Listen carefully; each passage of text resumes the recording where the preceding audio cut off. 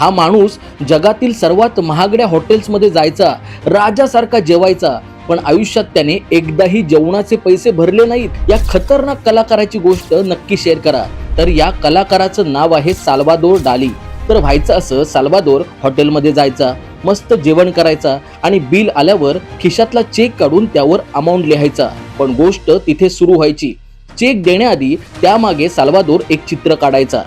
आता साल्वादोर याच्या चित्रांना करोडोंची मागणी होती, त्यामुळे त्या हॉटेलच्या बिलपेक्षा त्या चेकच्या मागच्या चित्राची किंमत जास्त असायची। अहो मग काय, हॉटेलचा मालक तो चेक बँकेत जमा करण्याऐवजी डालीने स्वतः काढलेलं चित्र असं म्हणून फ्रेम करून जपून ठेवायचा।